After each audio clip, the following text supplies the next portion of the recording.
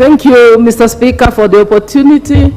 And from the onset, I also want to join my chairman to just congratulate and thank all the chairmen of the various departmental committees for the submissions and a very good job. And also, without forgetting to appreciate in a very special way members of the Budget and Appropriations Committee who are so committed, dedicated, and you know, they gave their all, and sometimes we went late into the night just to make sure that this report is ready on time. Thank you, honorable members. Chair, I will not go into the macroeconomic aspects and within which the budget has been prepared, because my chair has alluded to that and has ably enumerated the main factors. Chair, I want to say that the budget, the 2023-2024 budget estimates were actually anchored on the theme of the BPS for this financial year, which is better, the bottom-up economic transformation agenda for inclusive growth. Further, these budget estimates were also premised on the Kenya Kwanza manifesto, and it's also important to note it's the very first budget prepared under the Kenya Kwanza government. Having said that, Mr. Speaker, allow me to kind of demystify some of the facts around the budget. Because we noted even during our interactions with the media, when we did a press release, most of the questions were being asked were about the finance bill.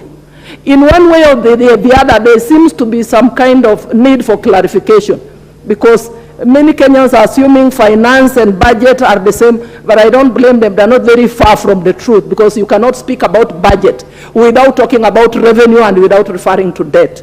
So, Mr. Speaker, I want to tell Kenyans the budget is basically about distributing the cake.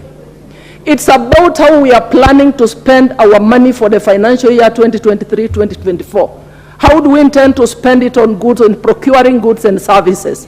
How do we prepare or plan to spend it on development projects, on transfer payments? And by transfer payments, I'm just referring to payments that we make to programs like Inua Jamii, like the money for elders, which is normally an exchange that does not, a transfer of money that does not involve transfer of goods and services.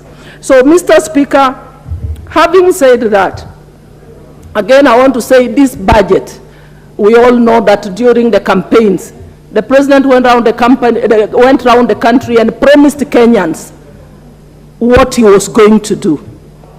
Further, he has continued to visit the country and is given promises. And I know he has visited many parts of this country, including my own county, Busia.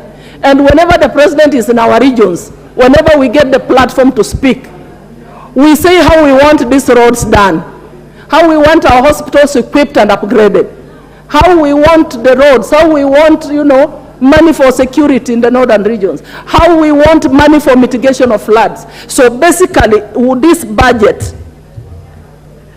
speaks and resonates with the aspirations of Kenyans, seeks to address the challenges Kenyans are facing, and seeks to meet the obligations of the nation. And as a budget committee, again, we are mandated by the Constitution, we did travel Kenya. We traveled to most parts of Kenya to seek the opinions of the people, their views about what they expect, what they want from government to be factored in this budget. And after doing that exercise, honorable members, I want to assure you that we have also factored the concerns of members of the public in the processing of this budget. However, I want to also, like I said, I want to clarify the difference. I say that we cannot talk about the budget without making reference to the finance. Because this is an equation. Basically, as budget distributes the money, there is another arm that has got to look for this money and tell us where the money is coming from, and that is the finance. And I think that's why the finance bill kept on coming up. So revenue has got to be generated so that the budget part, the arm of the equation, does the distribution. So money that we propose to distribute must actually be raised. And this money would be raised through A&A, would be raised through taxes, would be raised through donors. We may get some donor funding from some friendly countries. So like Chair has already said, I want to speak up a little bit about the deficit. He has already alluded to the deficit that we have, that is about 718 billion. When you look at the budget in totality, what we are presented to us by National Treasury was about 3.599 trillion.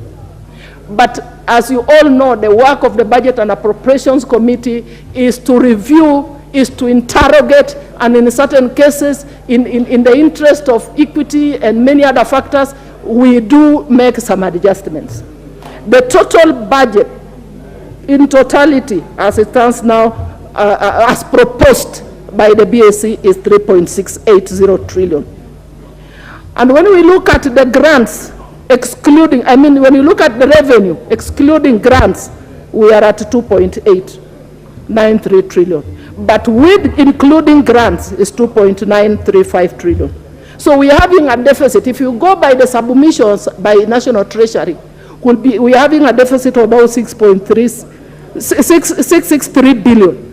But with proposals by BAC, we are at 718. So we have the deficit. That deficit must be financed. Whichever way you look at it, it has to be financed one way or the other. And it can be financed by borrowing internally or externally, or sometimes by borrowing a mix of the two for us to be able to generate revenue to finance our budgets. But honorable members, we also need to remember that we've received a lot of pressure from Kenyans, that we need to be cautious on the manner in which we are going to borrow, or with the trends we set with respect to borrowing, so that we do not burden future generations with a lot of debts. We are also reminded every day by Kenyans about the spiraling cost of living, the high cost of living, and we are reminded that we need to be very careful in the manner in which we even budget and appropriate our money. So generally, we are preparing this budget amidst a lot of challenges and in very difficult times. And therefore, that is why in preparing this budget, the committee has been very keen to ensure that the sectors, the areas that we are allocating money, are addressing the challenges experienced by Kenyans. And we say borrowing is not bad, but what is important, what Kenyans want to see is how accountable are we in spending this money. Kenyans want to see accountability and transparency on both sides of the equation. How are we generating this money? How are we raising it? And how are we spending it on the other side? Kenyans expect to see value for money. And talking of value for money, allow me now, honorable members, I want to touch on a number of areas, some of the observations by our committee. Our committee, while scrutinizing and interrogating the budget, we noted a number of issues that should be of concern. For example, there's the issue of duplication of roles. I'll give an example of water. We are saying that let water be domiciled within the sector that it should be, so that we do not see water in blue economy and irrigation. We do not see water in education. We do not see water again in another department. We are saying there is need to rationalize, to ensure that a particular program is domiciled only within one ministry, so that we are able to see value for money. Again, on the same, we also noted with concern that some MDAs, some ministries, departments, and agencies are pursuing so many projects at the same time. You find a ministry has a project, an irrigation project, probably it's a dam for 1 billion. The allocation is 150 million or 200 million. And there are probably 6 or 5 of them. Another one is worth 500 million. It's being allocated 50 million or 70 million. So for how long will such kind of a project take to complete? So we are saying in our recommendation that there is need for a ministry or a department or an agency to pursue one project complete it, and then probably the next financial year pick up on another project. Also, another area of concern is the area of unemployment in this country. It is a concern. Many ministries have frozen employment in the last 3 to 5 years.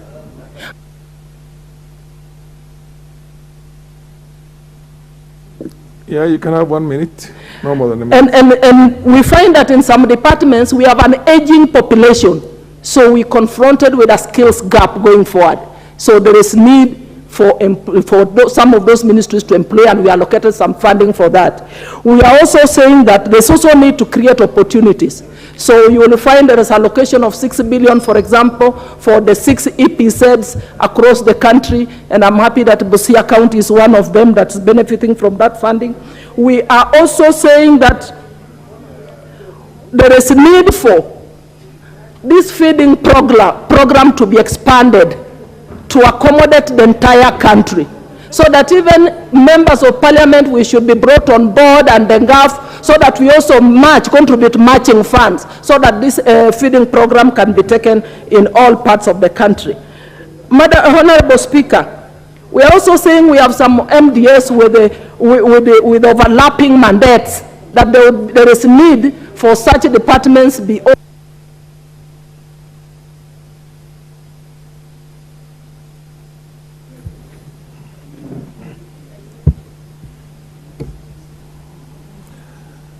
Huh.